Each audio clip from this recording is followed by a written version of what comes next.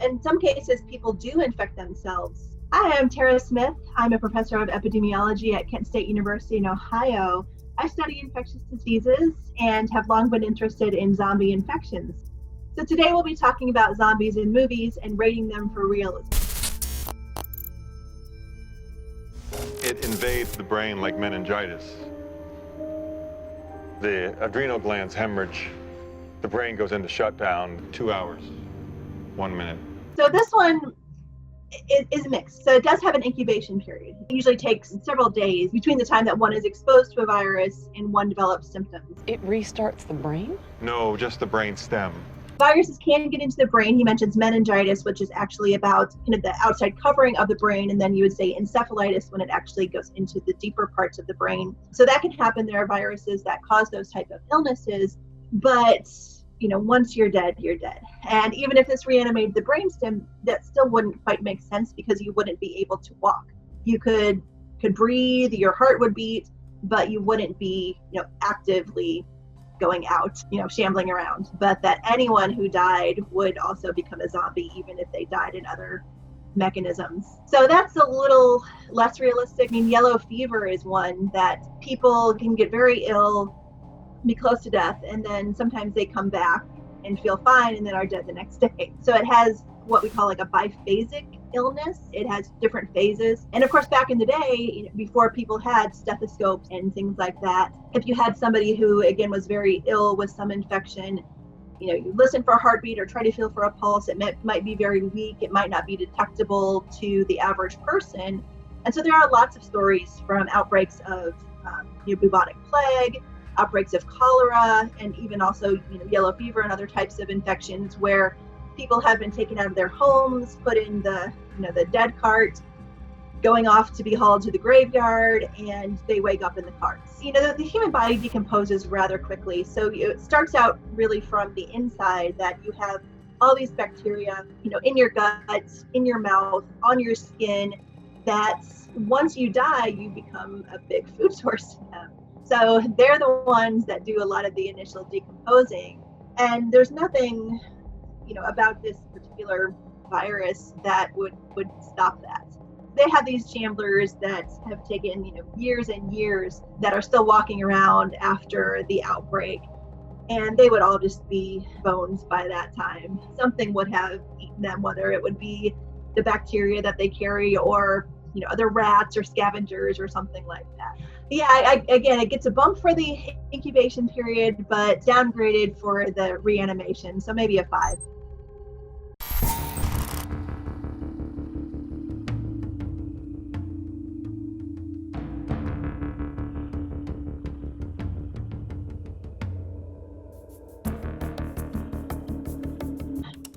I mean, as a lab scientist, it makes me cringe.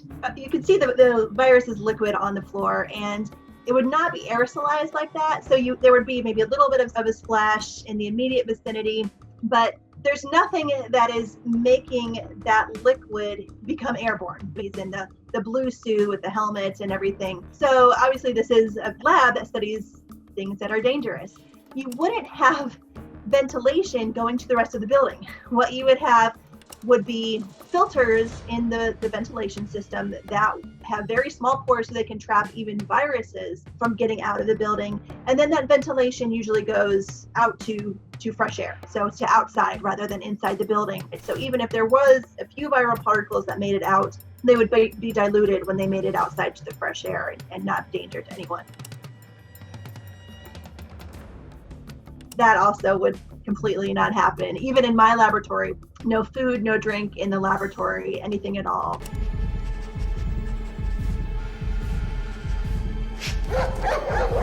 There are some animals that have been trained to detect certain pathogens. So not necessarily like how they would be in the room air here, but sometimes dogs, or sometimes they've used like pouched rats that can be trained to diagnose people who are infected, like with tuberculosis, for example. So they're using more of the chemicals that humans put off when they're infected rather than directly smelling like the tuberculosis bacterium. Yeah, this is about a 1.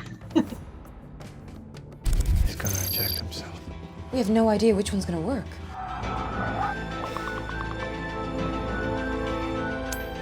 So they had noticed previously in the movie that people who are sick are avoided by zombies. So Pitt is trying to inject himself with something to, basically make the zombies ignore him and believe that he is sick so they don't want to bite him. Of course, we're not trying to hide from predators like this when we're ill, but there are examples where we can use microbes to kind of fight off each other. Back before antibiotics were common for treatment of infections, they actually used injection with malaria, a parasite that causes high fevers, as an attempt to treat syphilis, a bacterial infection, and that actually won a Nobel Prize in 1927. Today, we don't use it anymore because we do have antibiotics. So what we do use sometimes are viruses called bacteriophage that can actually kill bacteria that may be resistant to the drugs we have, but not quite in the way is described in World War Z.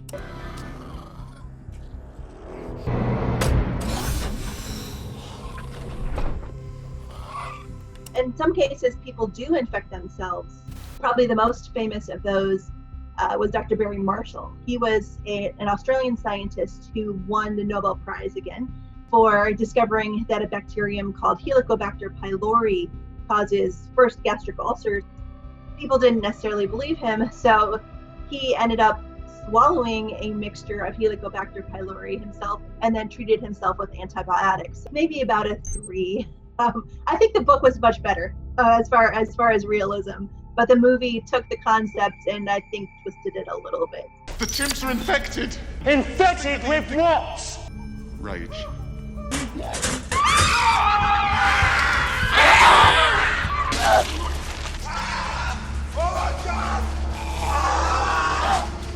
The incubation period is basically instantaneous. When blood goes all over, that is how some bloodborne diseases can be transmitted. For example, Ebola is a disease that is transmitted by exposure to blood and other body fluids. In this case, potentially even if people aren't bitten, if that blood goes into their eyes or other mucous membranes, they could be infected that way as well. So that part could happen, but again, the incubation period would take days for this. In animals, at least, rabies does cause a lot of aggression. In humans, a little bit less. It does cause aggression. It does cause active biting because in rabies, it's transmitted through saliva as well. So not too surprising that a virus called rage could have those similar kind of aggressive biting.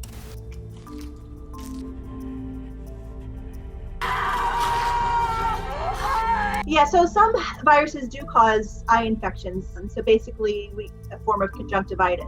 In this case, it's infecting usually different place of the eye that you don't typically see with viruses. Again, we see that with Ebola. We've seen that a little bit with the current coronavirus also, that some people do seem to have eye infections from that as well. So there are carrier states for various types of organisms. You don't see it as often in viruses, but you do have things like HIV, that people can have chronic infections and be infected for a long time and transmit the virus to others. So we actually do see that occasionally with bloodborne pathogens like not only HIV, but hepatitis B virus and hepatitis C virus. And they do try to incorporate some of those aspects of the biology of the virus. So I'd say this one's maybe a 6 or a 7. It's been 2 months since patient 0 took a bite of a contaminated burger at a gas and gulp. Just 2 months and I might be the last non-cannibal freak in the country. This is another one that is not a viral infection. When we're talking about mad cow disease, that's actually caused by what we call a prion, so an infectious protein. One of the things about those is they often are ingested. That's why the big scare in the UK many years ago, some cows infected with this may have gotten into the food chain. People may have eaten it and, potentially could develop disease that way. But that 2-month time frame would not be realistic at all. This is a condition that takes many years to develop, because what happens is that you ingest the prion and it ends up in your brain eventually. And what it does is that all of the proteins in your body have to be folded a certain way. Okay, so they have, a long amino acid sequence, but that's just the first part. Those amino acids have to not only come together, one after another in the right way, but also have to have what we call a tertiary structure. So a 3-dimensional structure that has to be a certain way in order for the protein to function correctly. And so what this prion does is that not only is it folded incorrectly, but as it gets into your brain, it basically acts as a template for other proteins in your brain and causes them to misfold. And so as those proteins increasingly are misfolded in your brain, it causes little sections of your brain to die. So it causes what's called a spongiform encephalopathy. So that's the official name for mad cow disease is bovine spongiform encephalopathy. And it basically leads your brain to become Swiss cheese over time. It can take decades. So the time frame is pretty off here. Coming back from the dead is as well. It can definitely cause behavioral changes, aggression or things like that. Although, to the level of chasing people and trying to eat them, I don't think that's ever been established with any kind of prion disease. I would give this one also maybe a 5. Can't help you unless you calm down. An ambulance is on its way right now.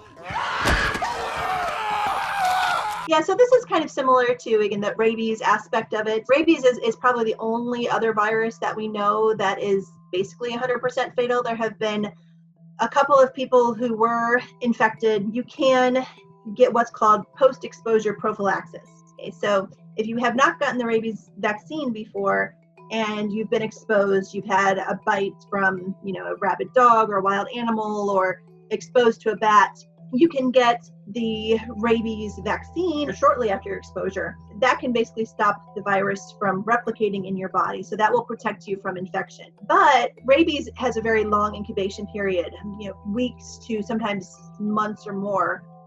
So once you have symptoms of rabies, basically it is completely 100% fatal. I mean, you would have to get public health involved really quickly because they're the ones really with the authority to shut anything down. So presumably somebody would call 911, call police, call ambulance, and it would go from the hospital first responders to the public health department who would say, okay, we have some kind of an outbreak here. We would quarantine everyone. So that would be a pretty rapid response. Yeah, I would give this, again, maybe like a 3.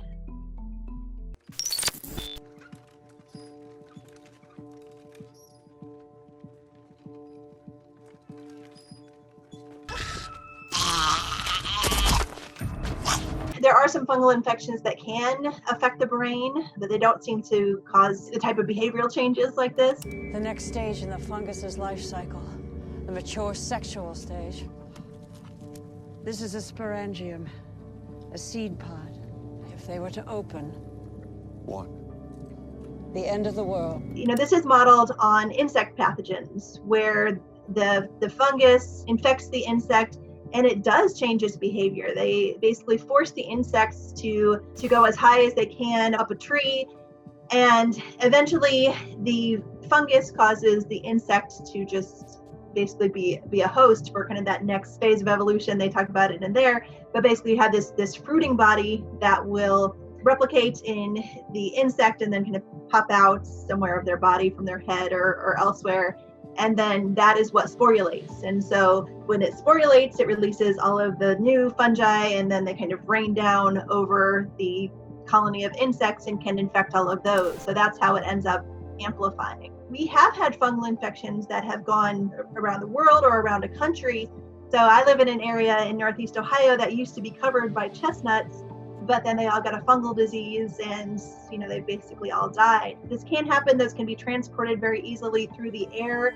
So that's kind of the premise of this, that if something was adapted to humans, that was like this cordyceps that infects insects, that this could be the result. I believe The Last of Us, they have a lot of different kind of phenotypes or different types of zombies that kind of evolve over the course of infection. Yeah, I would give this a 6. They don't look like volunteers to me. Millions of people are dying for no reason. These men are going to die to help us find a vaccine. So I love this show. I think Z Nation is completely underrated as far as zombie shows go. So some things that are at least somewhat accurate here is that we do have a long history, one, of doing experiments on prisoners. For many years, if you needed something done, you went to prisons and you went to orphanages because there were places where you could get consent rather easily. Whether this is being done legally or not, it would be actually very difficult to do these experiments on prisoners right now because there's so many issues of consent. So that is actually kind of accurate, but although hopefully not anymore. You have Murphy, who is injected with this serum. Of course, he gets bitten and doesn't turn. So throughout the show, he's he's kind of not only resistant to the virus, but able to control other zombies, which again may not be very realistic. But you do have people with perhaps kind of partial immunity to some of these infections. 8 times I was bitten and did not turn. 8 times I was infected by their bloody saliva. Sometimes vaccine protection is complete. Sometimes it's incomplete. That's almost actually what we are expecting for the coronavirus vaccine, that we don't expect it will be 100% effective. But this is kind of what we see for the influenza vaccine, that it protects people from infection, but not all of the time.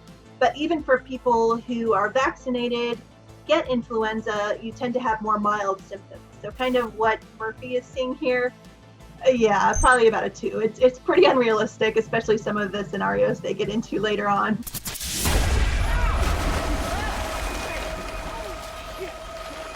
It's a big plane, Russ.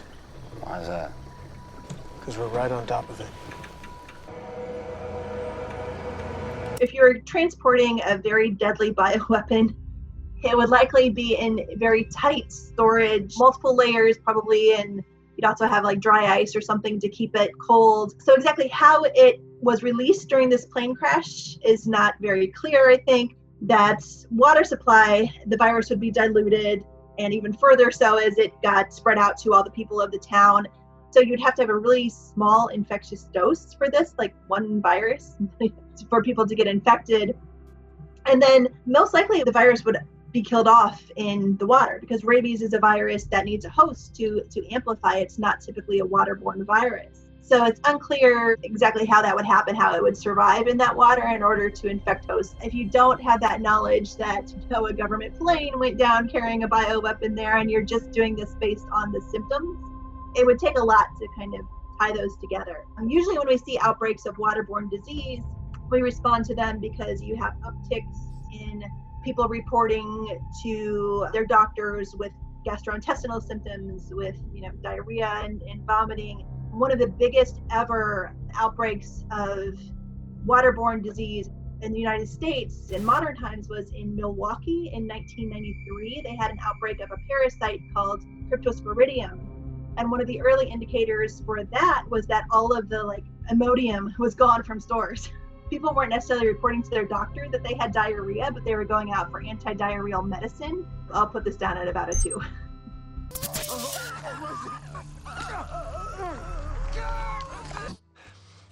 While he's in that incubation period, knows that he's going to turn eventually. And so this idea of bringing back pathogens from history as you're digging into the ground, as the permafrost thaws, can some of these pathogens that have been locked in ice cores for millennia or longer, could those come back? Yes, some of them definitely can. Anthrax has caused outbreaks in some areas of Siberia. One thing is that anthrax is a really hardy bacterium. It forms spores, so it's really stable in the environment. But again, we don't know how long those would last. If it's decades or centuries or longer, we're not sure. But I do want to kind of put a flip side to this, is that when scientists were trying to study the 1918 flu virus, so the one that caused the last big global pandemic, they found some samples from this that were frozen in permafrost. So one in Alaska and one in Northern Europe.